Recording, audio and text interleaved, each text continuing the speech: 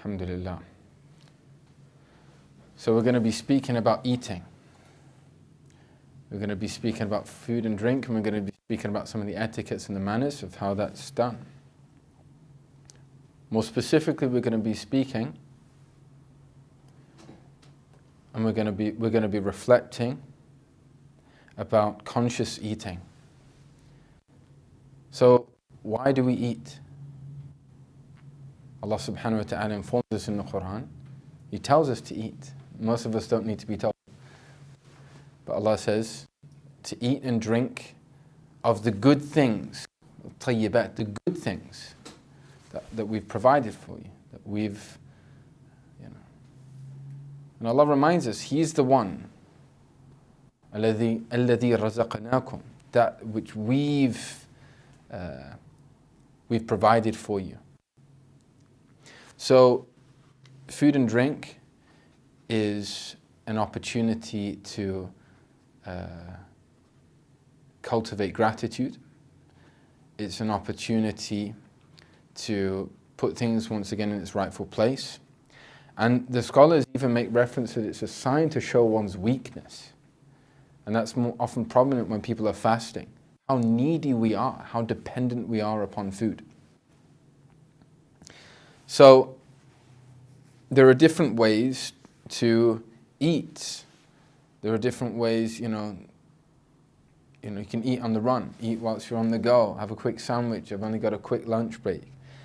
But so much of the sunnah of our Prophet ﷺ is related to,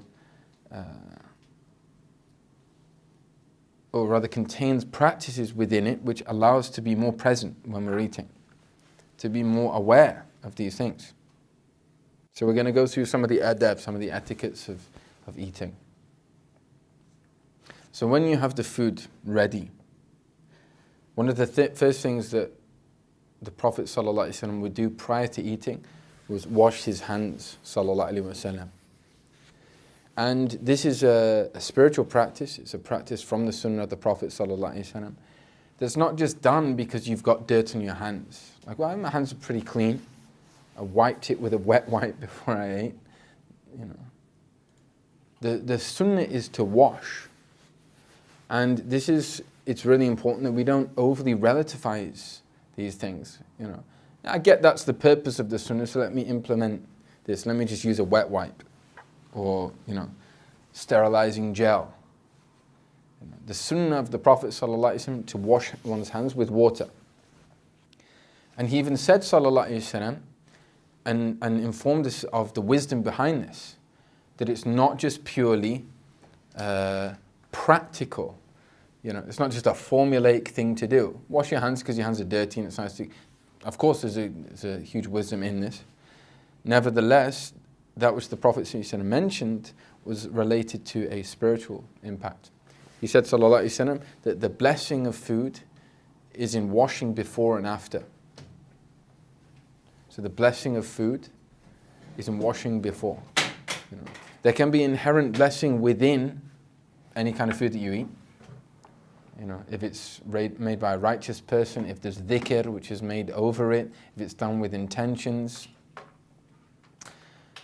But there's also a way of you having access into that blessing and multiplying the blessing within that food. And he said, sallallahu alaihi wasallam, that the blessing of the food is in washing one's hands before and after a meal. In certain cultures, they'll pass around like a washing, like a kettle with clean water in it, with some kind of dish in the bottom to take off the washing of the hand, the residual water. And this is a good thing. This is part of a cultural, practice which is rooted in the sunnah. It's something we should try and do, have in our homes. The Prophet ﷺ, he also informed us and told us and educated to eat with our right hands. So to kul bi yaminik, eat with your right hand. And as we know that the Prophet ﷺ would incline to things with his right hand, to give and take with your right hand, to hold a book with your right hand. Even if a person's left-handed, and there'll be those amongst, the people of Allah and the scholars that were left-handed, the way they would write. It's not seen as a bad thing to be left-handed. However, there are certain things which the dictate is to use your right hand, and one of the most important of which is to eat with one's right hand. Once a man came to the Prophet ﷺ, and he ate with his left hand, and the Prophet ﷺ told him, he said, you should eat with your right hand. And he said, I'm not able to. I can't. But it was done with a kind of, I can't be bothered. It was like there was like a spark of arrogance and pride that led him to do that. So the Prophet said, you won't be able to. And from that moment on, he was unable to literally lift his hand to his mouth. So there's an etiquette, there's an adab in all of these things. We eat with our right hands. Interesting, at least in Western culture, that take the fork typically in the left hand and the knife in the right hand. So when you eat, they set the table all wrong. You need to swap it over and get used to this. And this is not something which is like, it's not that big a deal. This is an important thing.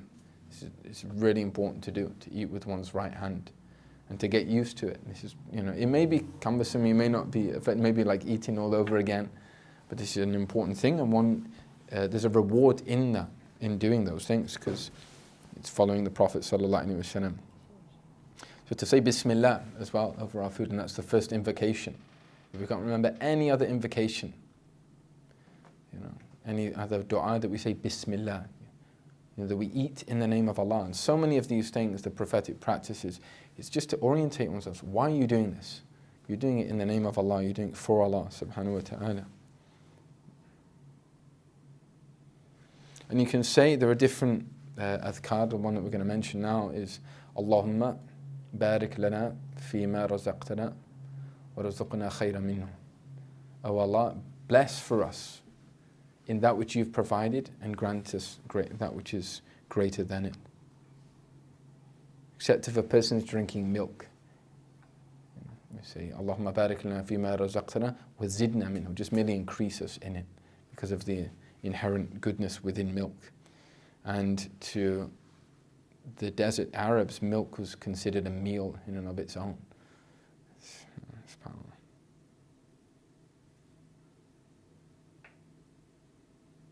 It's also important to eat and mimma yalik, that which is closest to you on the plate. And that's irrespective if you're eating on your own or whether you're eating communally in a larger plate. So to eat that which is close to you and not to stretch over to the other side of the plate and not to take from the middle of the plate, because that's as Imam al-Haddad mentions when conveying something of these etiquettes, he said this is the place where blessing descends. It descends from the middle. And in taking from the middle, it disturbs that flow of barakah. There are spiritual things happening when you eat. So in reaching out to the middle, it kind of disrupts that flow of barakah. So to eat that which is close to you, that's the way to access the barakah of the food. Tamam. And then they say to take a moderate size each time, not to stuff your face, not to kind of like pack it into your mouth. Take a moderate size, luqma, just a small amount. And whilst this may not be an easy thing to do, it's even recommended that if you can chew the food properly and swallow it before you even reach for the second bite. It seems like such a simple thing. It's such a really difficult thing to do. Because normally you've half chewed it and it's like this, never-ending flow of, food intake, astaghfirullah, And some people, their spiritual practice would be that every mouthful they would say Bismillah, and afterwards they swallow and say Alhamdulillah, and then say Bismillah, Alhamdulillah, Bismillah, Alhamdulillah. So to eat a moderate size. Make sure it's chewed properly.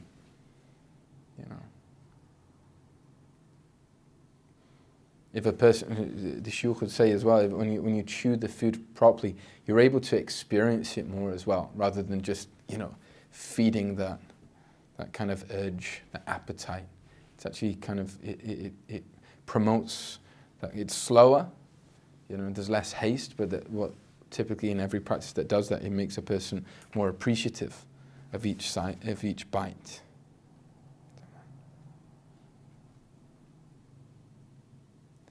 And as we know that the hadith which says that the person should only eat the son of Adam, the human being, it's best, the default is to eat that which just keeps you back straight, basically just to keep you going, not to eat in any form of excess, and not even to be satiated. It's not, when you feel satiated, they say it's not a good thing. And they said, and if you must, and it's not like, oh yeah, the sunnah is 1/3, no, that's, the wording of that is like, and if you must, then 1/3 for food, for your stomach, 1/3 for drink, and 1/3 for air. And it's been mentioned that if a person can just, if they feel that they've, they're full but they're not stuffed, completely satiated, if they could just leave one mouthful, which is on the plate. It's a spiritual practice to help move away from that detachment to food. Now, the obvious question there is like, well, where are you going to put it? You're going to throw it in the bin? You're going to get rid of it? Obviously, if it's something that is can be wasted, will go to waste, and that's not something that we should do. But if there's other people there, you offer it to them. If it's at home, if there's not, then if you put it away and save it, depends on what it may be. Some food is not going to be able to be re-eaten, but as a general practice and as a default, we should be mindful of this. Even if what it means is when you're preparing the food, you have a certain amount. Before you've cooked it, you take that last piece out, or that last slice, or that last, spoonful of whatever it may be, and you leave that out just for the sake of Allah, meaning this is my nafs. No, I'm going to give this up for the sake of Allah. And they say just that one practice of one little bit has a huge, one form of abstinence, just every meal. It helps in detaching the nafs and the appetite for that kind of, being often like, like consumed by food, subhanAllah.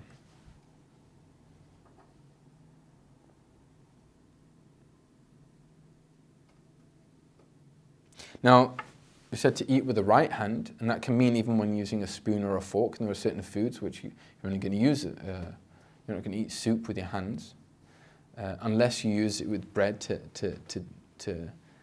dab in the sauce.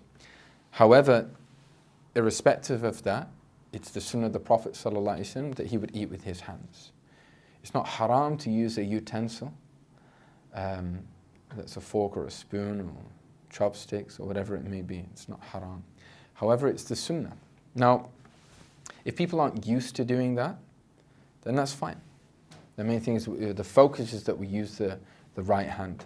At the same time, with all of these habits, we should try and inculcate these things into our lives. It shouldn't be just something that's put on the back burner. That's something I can't really be bothered to do. Not necessarily something that I can't do. Or, it's just easier for me to use well, maybe that's part of the wisdom in the sunnah, that you do need to wash before and after, and it gets you into that mode of appreciation and gratitude. Now, also with the nature of the type of food as well, the scholars say that it's good not to always get exactly what you want. Like every meal is exactly what my appetite has been looking for. And sometimes to eat very simply. Now, if we're not able to do that all the time, they give a recommendation that if you could just do that one time during the week, and if you do it together as a family, you have like a sunnah day for the food. So something like eating barley bread and dates, something very, very simple, just for an evening meal or something very,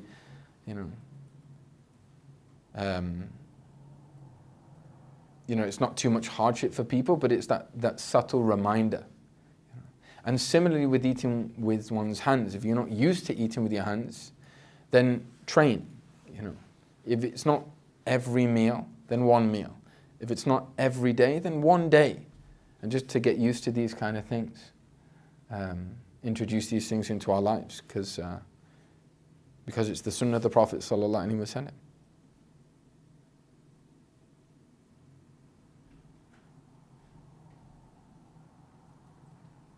It's also recommended to lick one's fingers after food. And it's interesting that in certain cultures that's considered rude.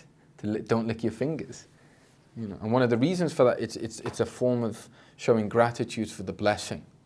So if you've got sauce all over your hands, just to wash it away is almost saying, I don't need that. But it's no, I'm going to treasure and honor every single thing that was given to me. And the scholars also say to do it gracefully. You're not like, in front of everyone. To do it gracefully. To take, from one's fingers. They also say it's recommended if you have like a bowl to make sure it's absolutely clean, squeaky clean, like as if it's just been through the dishwasher. If you can do that. And some of them would even take some water. Some of them would even take some water and place it into the bowl, swill it round, and then drink the water.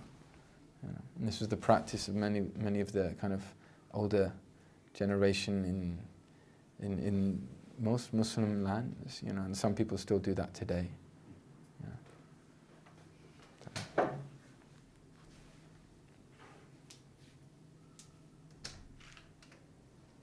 But it's such a common thing now, unfortunately, there's so much waste. Allah says in the Quran, Allah does not love people who waste. La yuhib, it's a really intense narrative. Allah doesn't love those people who waste. So the person, particularly the believer, the Muslim, a person that's on a spiritual path, they place an importance in these spiritual practices, that every part of the process of eating from beginning to end, they're cautious that we're not wasting things. It also helps with washing up afterwards. If you've got a plate full of, day-old dry food and this kind of thing, you don't have to worry. Mashallah, it's already squeaky clean. Just wash it maybe with some water or something. Traditionally, they'd also use wooden bowls a lot of the time. You use wooden bowls out of stone. You go through the sin of licking your fingers. Yeah. It's not like licking, like you said, right? Yeah. So how do you lick your fingers after the food? There are different ways, but one is more like this. Yeah. Wallahu a'lam.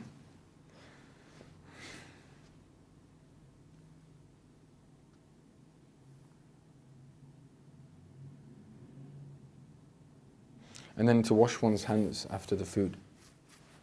And it's important also to use something that gets rid of kind of any kind of residual colour or smell on the hands, particularly before going to bed, they say. So to wash one's hands, the tradition they'd use like a natural soap, like an exfoliant.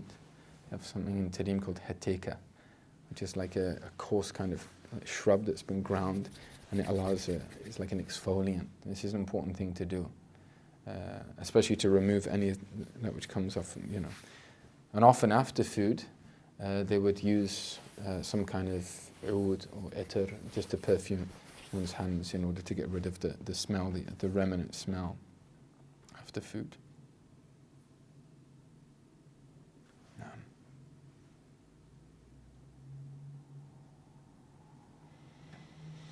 Alhamdulillah. So that's from beginning to end. You start by washing and you end by washing, and you make the du'a. And there are many du'as.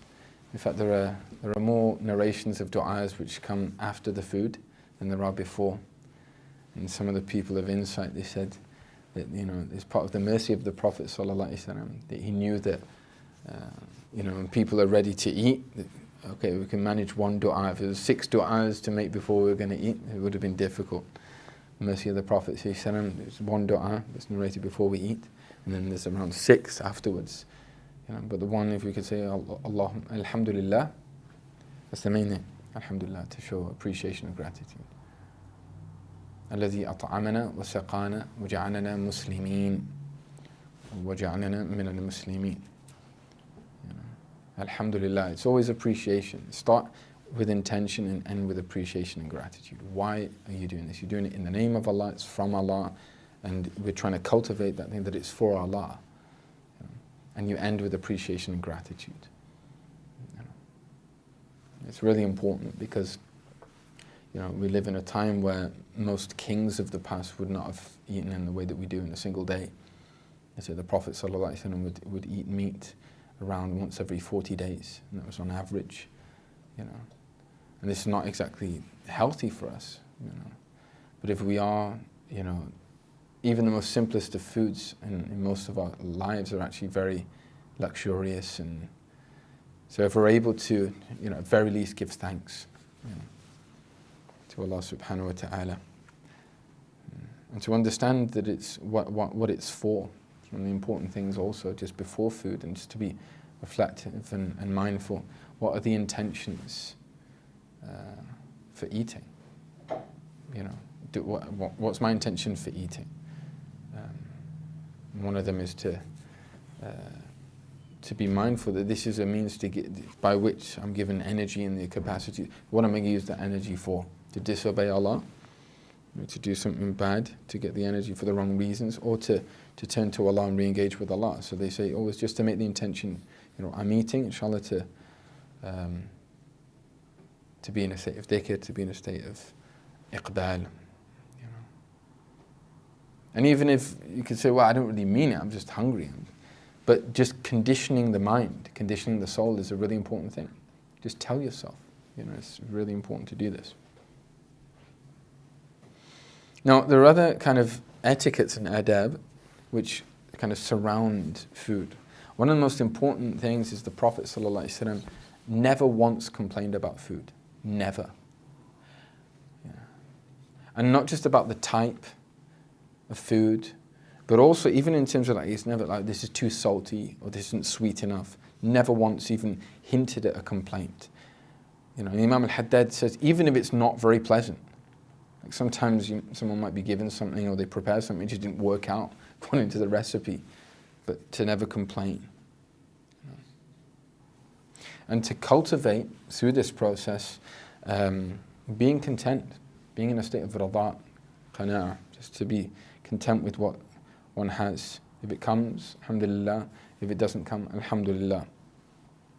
With both quantity and variety. It's the same thing. We've had this, we had this last night. SubhanAllah. Most people in the world, traditionally, and potentially even today, especially not in other parts of the world, they would have the same thing, around the same thing. The copious amounts of variety, which, because it's interesting when people in traditional societies, things that haven't really been changed that much by modernity, like in Hadramaut, is when they get asking, they're inquisitive about where you're from, and particularly if you're from a Western land, they'll ask questions about the weather or something, and then they'll say what do you eat? And it's a funny question because what they mean by that is, we have our staples thing that we eat every day, and every family has this kind of thing because this is what we use. But how do, as Westerners, do we really answer that?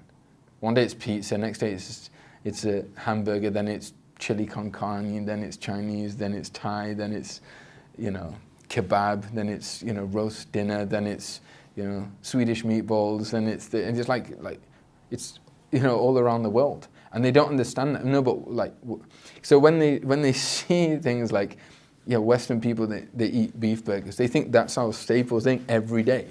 It's just funny. But the joke's on us because it's not We're the weird ones. We're the ones that's not how people would traditionally have eaten in Sweden or in the UK or in general parts or the world. You know, just to have this like menu of whatever you want. And you go to the supermarkets now, subhanAllah. And that's one tip: just never go shopping for food when you're hungry. Like, just be careful. Ramadan's on the way. Don't spend your day in the supermarket because everything's going to look like. Because the nafs is like just completely gravitating towards those things now. Try and go shopping when you've eaten, you're satiated, and you can just get what's right. It's really, it's one of the worst things one can do. So in terms of just being grateful, alhamdulillah. And also, if you recognize that, I'm not that impressed with this, recognize, but that's not a good place to be. Because like, there are many people right now that maybe have no food, They just have like one meal a day. This whole 3 meal a day thing, even at the time of the Prophet ﷺ, they didn't have this. They had a meal in the morning and a meal in the evening. They didn't have 3 staple meals a day and then snacking in between. This idea of binging on food. It's fueling the appetites. And not just the appetite for food, but other appetites. Some of the scholars, they said like the center of kind of problem with the ego is it's kind of sourced within the stomach. Because if a person, that's why the Prophet ﷺ said if a person isn't able to get married and fulfill that, then they should fast. Because it kind of severs those channels. But if a person just eats and eats and eats, then everything one speaks more. There's more that kind of desire. There's more. It's easier to get angry. That's why people are so chill typically in Ramadan. There might be that initial pinch, where like the glucose levels like plummeting and you're just feeling like groggy, but you don't have the energy to get angry. But if you're like topped up, you got all the energy. I'm gonna, and we're complaining. I wonder how many people would be commenting on social media about anything and everything, if they just didn't, because you just feel, it's a way of like detoxing from trivia, just minimizing a bit more what we eat, living a bit more simply. I think it's just simply put. It's really important as Muslims that we learn to live simply. And because even then it's all relative. I mean, we're living like kings, and we should, Astaghfirullah al-Azim. Next time you go to the supermarket, do you need that extra type of sauce? Really? Do you need all those flavors of crisps? Do you need, how much meat do we need to eat during the week? And really focus, if we're talking about quality, it's not like, well, this is a really well cooked steak. Our quality as Muslims, how do we read quality? Halal and tayyiba. If it's halal and it's pure, So rather cut down and put one's money into, eating food, especially, there's a real shubha, real grey area with a lot of meat in the West. We need to be really careful that we're double checking, where is this from? To some extent, a lot of people just decide to eat just fish, out of scrupulousness and wara, just to be cautious, because you are what you eat. There's an absolute principle within our deen. You are what you eat, And if a person feels like an agitation in their heart, they're just becoming like agitated, and they don't know why. That's one of the things you should go back to. Is there something that I ate that may have something that's a bit dubious within it? And it may not necessarily be haram, explicitly haram. It may very well be. But we should really look into these kind of things, to be cautious about what you eat. So really important, particularly people on a spiritual path, to be mindful of the source of their food. Because if you eat something and it's dubious, it's got some kind of doubtful thing within it, you're going to do things which you're going to fall into sin, whether you want to or not. It's a really serious thing. You're almost, it fuels this kind of, it flows through your veins, it flows through your body. So, similarly, if you have food which is pure and good, and also in the preparation. When we prepare our food, it should be with the dhikr of Allah. It's not just like quick, get it, so I can, stuff it down my throat. Like that's just, haste is from the shaitan. Haste is from the shaitan. Fast food. It's not, a'udhu billah. We need to prepare it, and it needs to be prepared not just in terms of the multitude of spices and seasoning and the way it should be, fricasseed on the, just, the preparation is, why am I making this? What are my intentions behind this? Am I in dhikr when doing this? What's the source? This will change someone's state, really. And if people are cooking food for other people as well, as if they're a guest, they should be mindful of these things. You don't want to feed your guests that which is haram, or that which is just completely void of dhikr. Someone's like putting on the radio or just listening to something that has no meaning. That hal is going to seep into the food. So we should be people of intentionality. Make many intentions. Some of the greatest forms of da'wah is through food. Really. Just feeding people with blessed food has such an impactful effect upon the heart. And to be in dhikr. So, Bismillah, when you're putting something in the food. Bismillah, when you're pouring the water. Bismillah, you put it on the stove. Bismillah, you're adding the seasoning. Bismillah, all the time. Bismillah, Bismillah, Bismillah. And also it's encouraged, to do salawat. As a general dhikr to create that barakah. Allahumma salli ala Sayyidina Muhammad wa ala alihi wa sahbihi wa sallam. You've just done something which is seemingly functional and mundane. I just wanted to get to the point where I eat it. If someone else could make it for me, it would be easier. But now it's actually an act of worship. It's transforming adah to ibadah. Something which is merely habitual, something that you do, to something which is now a form of approach to Allah subhanahu wa ta'ala. So you could make your breakfast in the morning, and it's an act of devotion by transforming it through dhikr and through intention.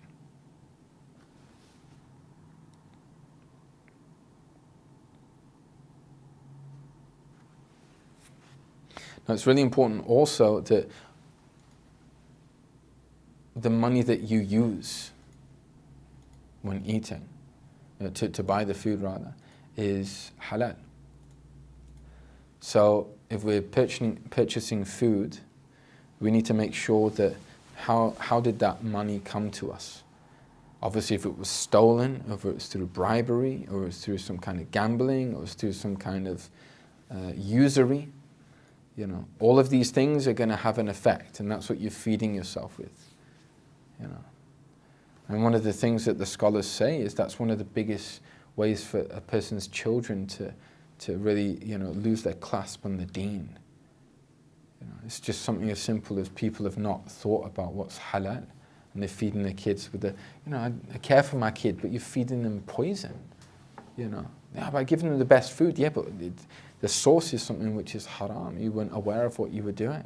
So just to be aware, and really to buy your, the most halal money that you have, to put that into your food, and that will affect your spiritual state as well.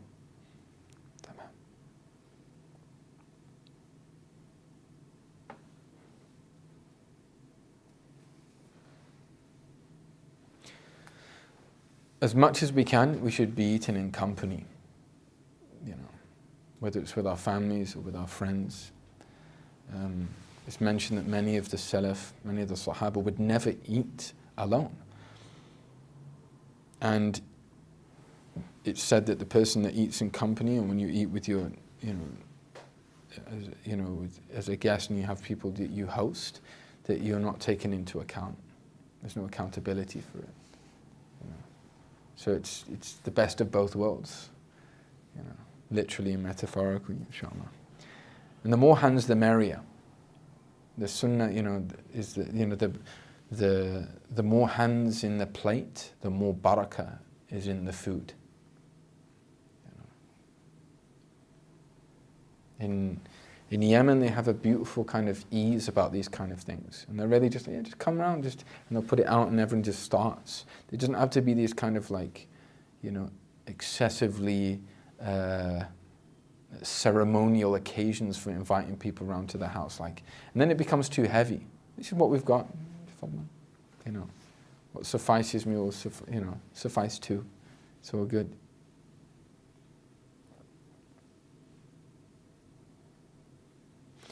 And it's important to get used to serving food, how khidmah is done in food. It's not just the actual eating; it's the whole process of how it's served. And normally they'll start, if you're in a gathering or a majlis, that the eldest person out of deference will start. If it's the host, then it's sunnah for the host to start, because it makes people feel that sometimes people might be shy, like, when do I begin? So the host starts, in order to allow the people to partake of the food.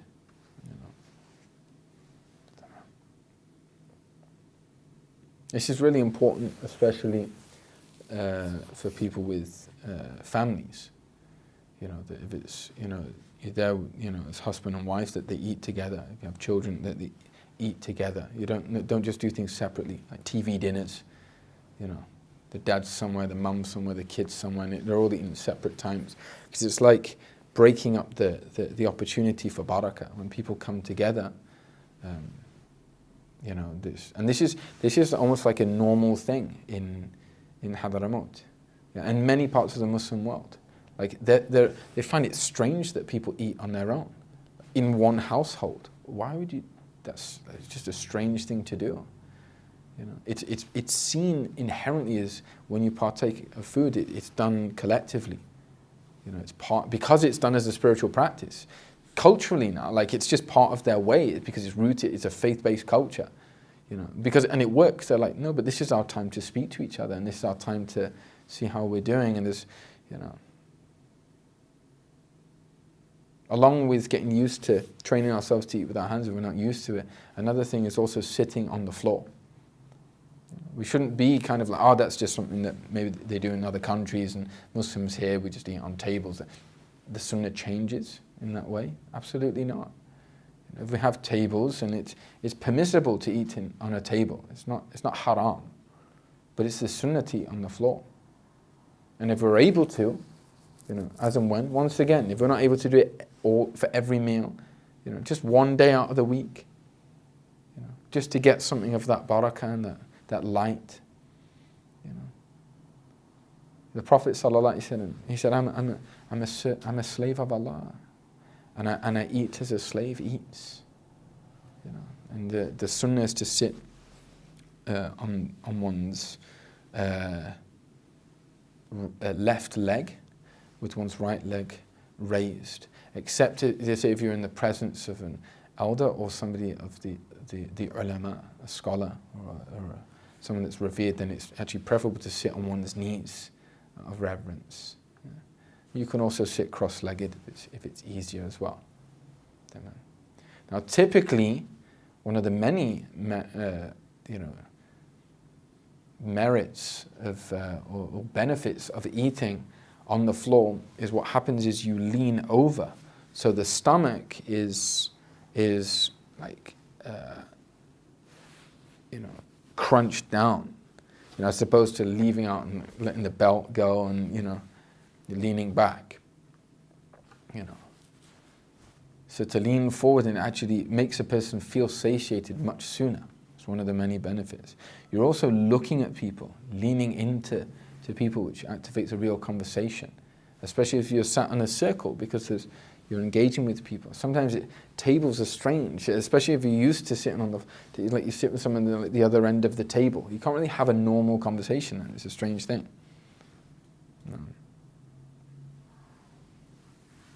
There's just something very, very light and loose and natural about eating on the floor as well, eating with one's hands, especially as a family. We should try to really introduce this into our lives. And this is why something so, we all eat, it's just something that we have to do. But you can transform it to a mere habit into an approach to Allah, and an opportunity to root meaning into one's life. This is what the sunnah does. That's That's what the Prophet came to teach us. That everything that you can do can be, it's not a movement away from Allah. Let me eat and then go back to the mosque. No, like whatever you do, it's an opportunity to get close to Allah subhanahu wa ta'ala.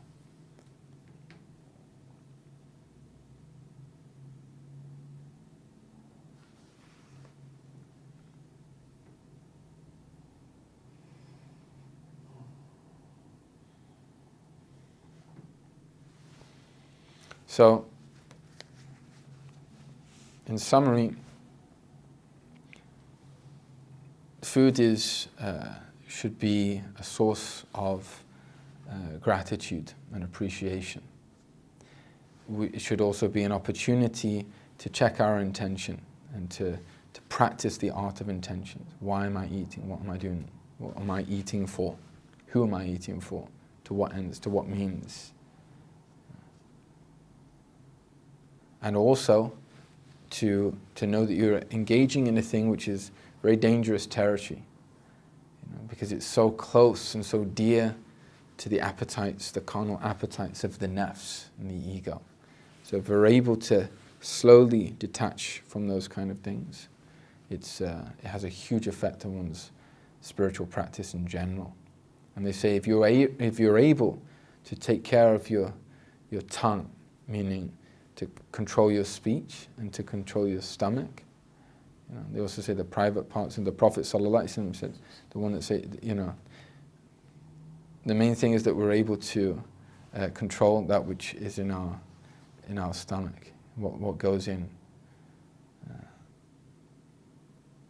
It's narrated by Sayyidina Ali, the one that has too much concern about that which goes into his stomach, his worth isn't much more than that which comes out of it. Which is a pretty harsh thing to say. But what he means by that, radiallahu anhu, is that this is not the way of the believer to constantly be obsessing about these kind of things. If Allah provides it for you and it's there, to be appreciative and to be grateful, but to know this is something, it's a means for appreciation, and then we move on to that which is more important. We don't want to be like the cattle, like Allah says in the Quran, they're just like livestock, grazing and binging, and belhum adal, they're more astray, because the cow is just being a cow, sheep's being a sheep, and we need to be human. And the way to do that is to follow al-insan al-kamil, the most perfect of human beings, sallallahu alaihi wasallam, that taught us these practices. And when we drink, you drink obviously with the right hand, and you drink 3 sips. We don't gulp down, gulp, gulp, gulp, gulp, gulp. 3 sips, and to breathe in between. Alhamdulillah. Not to breathe into the glass. And to eat and to drink sitting down. These things are really overlooked. But it's something that we should almost feel a pain, when we're standing up. We look for a place to sit down, even if it's just crouching down on the floor. SubhanAllah. In Tareem, if a person drinks standing up, people almost look with like what? How could you do that? Like, astaghfirullah. It's such a strange thing to see, because the whole society is on that thing. That when you drink, it's just a natural way of being, to sit down and appreciate the drink, appreciate the food, not just to gobble it down and go, just to appreciate those tastes. So alhamdulillah, we pray this has been of benefit. Wa sallallahu ala sayyidina Muhammad wa alihi wa sallam. Alhamdulillahi rabbil alamin. Any questions? I think so. Any questions in me?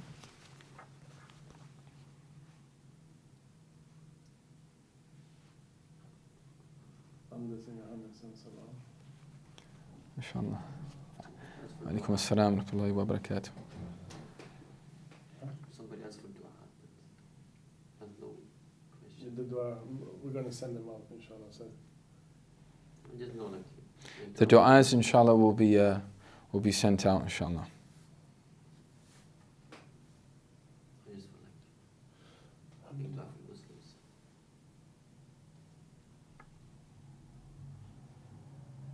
Yes? Is there anything else? No. No? Okay. MashaAllah, Jazakumullah khair. There are a few people, obviously it depends on the nature of the moon, and it may be different in terms of the sighting of different places. Some people did the 15th of Sha'ban last night. Some people were doing it tonight. May Allah subhanahu wa ta'ala place barakah in all of these moments, particularly in preparation for Ramadan, and allow the branches of Sha'ban to grow and reach, and allow us to enter into Ramadan in the best of ways, inshallah. We pray that Allah blesses us in Sha'ban, وَيُبَلِّغْنَا Ramadan, and allows us all to reach Ramadan. Just a general reminder as well, there are many, many changes which are taking place around the globe. And there are many, there's a lot of speculation and a lot of, inference of why and when and how and what will be. And it's very important, the way of the people of Sened, the way of the great masters of this tradition, is they always had the goal in mind. And being too consumed by the events around us can be really detrimental to the human soul. The Prophet ﷺ, he said, the likes of my family is like the likes of the similitude of Noah's Ark, Safinat Nuh. Man rakibaha najah. Those that mount on board, they're saved. وَمَنْ تَخَلَّفْ عَنْهَا غَرَقْ. And those that actively decide to leave the ship behind, they don't go on board, they're drowned. Some of the scholars, they say it's similar with the waves of fitna, with the waves of tribulation of the dunya. And that's just the nature of the dunya. If it's not one thing, it's the other. This time it's this, next time it's something else. But Allah's looking for thabat, istiqamah. And the way of the people of Allah, whilst they'd be aware of how these tides and currents and waves would affect people, and then it requires an element of addressing in order to balance things, that the asl, the default, is to do exactly what you've always done. So in these sessions, inshallah, the hope is that we become, we give life and revive the sunnah of the Prophet ﷺ in ourselves and in those around us. This is the best thing that we can be doing. Don't think that by virtue of practicing these great sunnahs that it won't be a means to spiritually lift and alleviate all of these tribulations on oneself and people around them. It's funny that people are very quick to cite certain ahadith which often appease the ego, but there are many, many ahadith about how to deal with all of these kind of things. So may Allah subhanahu wa ta'ala help us to be people of balance. Ummatan wasata. Allah describes us as in the Quran, the wasat, the ummah of the middle way, but it doesn't mean middle like the average ummah, the mediocre ummah. The medium is in the center, the most balanced, and for that reason the best of ummah. But our greatness as a people, as Muslims, is in direct accordance to our movement to the way of the Prophet ﷺ. The closer we are to him ﷺ, the greater we become in the sight of Allah, the more effective we become, the calmer we become, the more we become conduits for peace and light and guidance. So may Allah allow us in these sessions to always be mindful of our intentions. It's not just another way to eat. This is the way of the Messenger of Allah ﷺ that said, the one that revives a sunnah, one sunnah of mine, any sunnah, فَقَدْ أَحْيَانِي, it's revived me. He also said, sallallahu alayhi wasallam, the one that revives a sunnah of mine, he has indeed loved me, and the one that loves me is with me in Jannah. So just think, just by something subtle now, in the way, changing the way that you eat. And there are many people which will be fasting today.